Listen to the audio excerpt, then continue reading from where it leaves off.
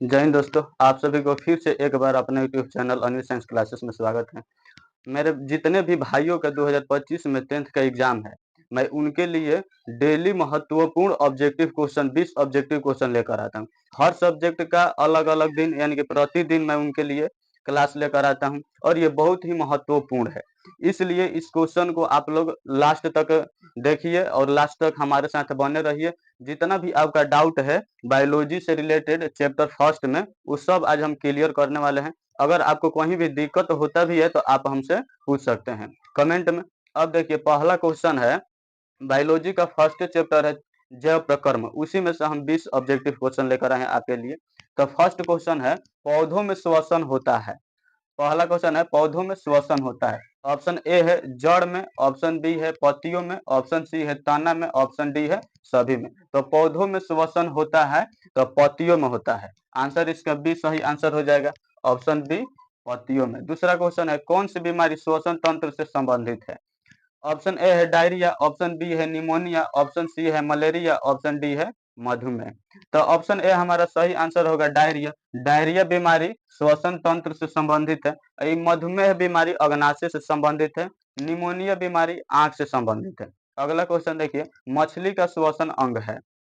मछली का श्वसन अंग है, ऑप्शन ए है ट्रेकिया, ऑप्शन बी है गिल्स, ऑप्शन सी है त्वचा, ऑप्शन डी है फेफड़ा। तो ट्रेकिया ट्रेकिया कॉकरोच का श्वसन अंग है, गिल्स मछली का श्वसन अंग है, त्वचा से मेढक सांस लेता है यानी कि मेढक का श्वसन अंग है, फेफड़ा मनुष्य का श्वसन अंग है। तो ऑप्शन ए हमारा सही आंसर हो जाएगा गिल्स, सॉरी ऑप्शन बी हमारा सही आंसर हो जाएगा गिल्स, मछली का श्वसन अंग है गिल्स। क्वेश्चन नंबर 4 देखिए, किण्वन क्रिया पाई जाती है। किण्वन क्रिया पाई जाती है, ऑप्शन बी हमारा सही होगा ईस्ट में। किण्वन क्रिया किस में पाई जाती है, तो ईस्ट में हमारा सही आंसर होगा। देखिए क्रेश कोर्स से बहुत ही अच्छा हम आपके लिए लेकर आएंगे क्वेश्चन। बहुत सारे टीचर है जो क्रेश कोर्स यूट्यूब पर लेकर आए हैं, जब वो लोग साल भर में कुछ नहीं पढ़ा पाए हैं तो क्रेश कोर्स यानी कि 3 मंथ से 4 मंथ में कैसे क्वेश्चन आपका कंप्लीट कर पाएंगे। इसलिए ऑब्जेक्टिव अगर आप पढ़ना चाहते हैं और बहुत ही महत्वपूर्ण पढ़ना चाहते हैं तो आप हमारे इस चैनल को अनिल साइंस क्लासेस को सब्सक्राइब कर लीजिए। इस पर मैं प्रतिदिन वीडियो आपके लिए डालता हूँ, ताकि जब भी वीडियो डालूं सबसे पहले आप तक पहुंचे, और अपने दोस्तों के पास भी शेयर कर दीजिएगा। अगला क्वेश्चन देखिए 5 नंबर है, ट्रेकिया किस जीव का श्वसन अंग है। देखिए ट्रेकिया पूछ दिया, ट्रेकिया अभी हम आपको बताए हैं, ट्रेकिया कॉकरोच का श्वसन अंग है। यानी कि क्वेश्चन 5 है, ट्रेकिया किस जीव का श्वसन अंग है। ऑप्शन ए है हाइड्रा, ऑप्शन बी है स्टारफिश, ऑप्शन सी है कॉकरोच, ऑप्शन डी है पाइला। तो ट्रेकिया कॉकरोच का श्वसन अंग है। हमारा option C is the correct answer, यानी कि ऑप्शन सी हमारा सही आंसर होगा। 6 नंबर क्वेश्चन देखिए, आरबीसी की जीवन अवधि होती है। तो आरबीसी का जीवन अवधि 120 दिन होता है। आरबीसी को हम कहते हैं रेड ब्लड सेल, इसे हम कहते हैं रेड ब्लड सेल, यानी कि लाल रक्त कणिका। इसका जीवन अवधि होता है 120 दिन। जीवन अवधि होता है 120 दिन आरबीसी का। और इसका जीवन अवधि 120 दिन। आरबीसी का निर्माण कहाँ होता है, तो अस्थि मज्जा में होता है। आरबीसी का निर्माण कहाँ होता है, अस्थि मज्जा यानी कि बोन मैरो में आरबीसी का निर्माण कहाँ होता है, अस्थि मज्जा में। अस्थि मज्जा में आरबीसी का निर्माण होता है। अगला, इसका कब्रिस्तान किसे कहते हैं, यानी कि आरबीसी का कब्रिस्तान किसे कहते हैं, तो प्लीहा को, स्प्लीन या तिल्ली को कहते हैं। प्लीहा या स्प्लीन या तिल्ली को आरबीसी का कब्रिस्तान कहते हैं। आरबीसी का जीवन अवधि 120 दिन होता है। आरबीसी का निर्माण अस्थि मज्जा में होता है। आरबीसी का कब्रिस्तान प्लीहा या स्प्लीन या तिल्ली को कहते हैं। आरबीसी का एक कार्य बहुत ही महत्वपूर्ण है, ये शरीर में ब्लड में उपस्थित होता है और ऑक्सीजन का वाहक होता है। आरबीसी का कार्य है ऑक्सीजन का वहन करना, यानी कि आरबीसी की जीवन अवधि होती है 120 दिन। ऑप्शन ए हमारा सही आंसर होगा। अगला क्वेश्चन देखिए, निम्न में कौन संवहन ऊतक है। तो जाइलम और फ्लोएम दो ऐसे ऊतक है जो संवहन ऊतक है। जाइलम ऊतक जड़ में पाया जाता है, पेड़ पौधों के जड़ में जाइलम ऊतक होता है, और पत्तियों में फ्लोएम ऊतक होता है। जाइलम ऊतक का कार्य है कि जड़ के द्वारा जल को अवशोषण कर पौधे के हर अंग तक पहुंचाता है, यानी कि जल का वहन करता है जाइलम। और फ्लोएम का कार्य है पत्तियों द्वारा बनाए गए भोजन को पौधों के हर अंग तक पहुंचाने का कार्य है। यानी कि क्वेश्चन हमारा है कि निम्न में कौन संवहन ऊतक है, तो जाइलम और फ्लोएम संवहन ऊतक है। जाइलम जड़ में पाया जाता है और फ्लोएम पत्तियों में पाया जाता है। तो इसका सही आंसर हो जाएगा बी और सी दोनों, यानी कि फ्लोएम और जाइलम। ऑप्शन बी और सी, ऑप्शन बी और सी, ऑप्शन थोड़ा मिसप्रिंट है, ऑप्शन बी और सी हमारा डी आंसर सही होगा। संवहन ऊतक कौन है, जाइलम और फ्लोएम। अगला क्वेश्चन देखिए, अगला क्वेश्चन है निम्न में सॉरी रक्त क्या है। अगला क्वेश्चन है 8 नंबर, रक्त क्या है। तो रक्त एक तरल संयोजी ऊतक है। ऑप्शन ए में है ऊतक, ऑप्शन बी में है कोशिका, ऑप्शन सी में है पदार्थ, ऑप्शन डी में है इनमें से कोई नहीं। तो रक्त एक ऊतक है। कैसे ऊतक है, तरल संयोजी ऊतक है। अब अगला क्वेश्चन देखिए, अगला क्वेश्चन 9 नंबर है, मानव हृदय घिरा हुआ है। मानव हृदय पेरिकार्डियम नामक झिल्ली से घिरा है। मानव हृदय पेरिकार्डियम नामक झिल्ली से घिरा हुआ है और मानव हृदय 4 कोष्ठों में बांटा हुआ है। मानव का हृदय कितने कोष्ठों में बांटा हुआ है, तो 4 कोष्ठ में।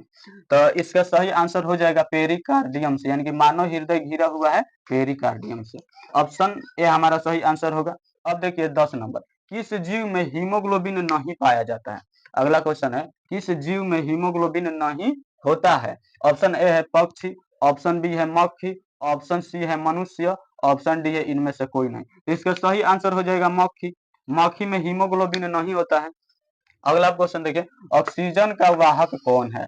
तो अभी अभी जस्ट हम आपको बताए हैं, शरीर में ऑक्सीजन का वहन करने का कार्य करता है आरबीसी। इसका सही आंसर हो जाएगा आरबीसी, जिसे रेड ब्लड सेल कहते हैं और इसे व्हाइट ब्लड सेल कहते हैं, यानी कि सफेद रक्त कणिका डब्ल्यूबीसी को कहते हैं। लेकिन अगला क्वेश्चन है, मानव हृदय में कितने कोष्ठ होते हैं। मानव हृदय में कितने कोष्ठ होते हैं। ऑप्शन ए है 2, ऑप्शन बी है 8, ऑप्शन सी है 3, ऑप्शन डी है 4। तो इसका सही आंसर होगा ऑप्शन डी 4। मानव हृदय में कोष्ठ कितने होते हैं, 4। अब मछली में कोष्ठ की संख्या कितनी है। मछली में कोष्ठों की संख्या कितनी होती है, तो मछली में होती है 2। और पक्षी में कोष्ठ की संख्या 4। सरीसृप जिसे हम लोग रेप्टाइल्स कहते हैं, या रेंगने वाला जीव में, या रेंगने वाले जीव में कोष्ठ की संख्या 3। और उभयचर में भी कोष्ठक की संख्या 3 होते हैं। अगला क्वेश्चन देखिए, निम्न में सबसे तेज धड़कन किसका होता है। ऑप्शन ए है व्हेल, ऑप्शन बी है चूहा, ऑप्शन सी है हाथी, ऑप्शन डी है आदमी। तो सबसे तेज धड़कन धड़कता है चूहा का। मनुष्य का 1 मिनट में मनुष्य का 72 बार धड़कता है। 1 मिनट में मनुष्य का कितने बार हृदय धड़कता है, तो 72 बार।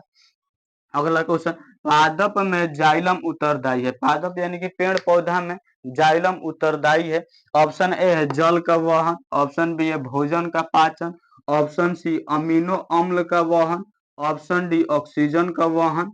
तो इसका सही आंसर हो जाएगा जल का वहन। और जस्ट हम बताए हैं, जाइलम जड़ में होता है और जड़ के द्वारा जल का अवशोषण कर पौधे के हर एक अंग तक पहुंचाने का कार्य करता है, यानी कि जाइलम का कार्य है जल का वहन करना पेड़ पौधा में। अगला क्वेश्चन देखिए, मानव का प्रमुख उत्सर्जी अंग निम्न में कौन है। ऑप्शन ए है वृक्क, ऑप्शन बी है रक्त, ऑप्शन सी है श्वेत ग्रंथि, ऑप्शन डी है अग्नाशय। तो मानव का प्रमुख उत्सर्जी अंग निम्न में कौन है, तो आंसर होगा वृक्क, यानी कि किडनी जिसे हम गुर्दा भी कहते हैं। तो ऑप्शन एक हमारा सही हो जाएगा वृक्क।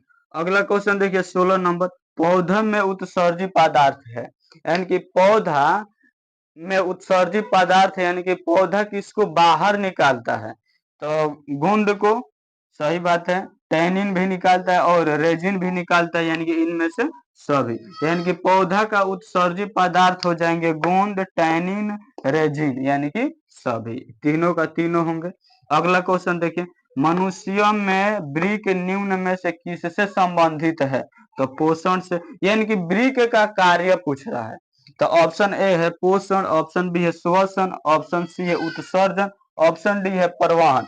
तो वृक्क का कार्य है, वृक्क संबंधित है उत्सर्जन से, यानी कि वृक्क एक उत्सर्जी अंग है, पदार्थ को बाहर निकालता है, जितना भी बेकार की सब पदार्थ है उसको बाहर निकालने का कार्य करता है वृक्क। तो हमारा उत्सर्जन से संबंधित है वृक्क। अब अगर आपको ये वीडियो अच्छा लगा हो तो आप हमारे चैनल को सब्सक्राइब कीजिएगा, लाइक कीजिएगा और शेयर कीजिएगा। और इसको आप एक स्क्रीनशॉट ले सकते हैं।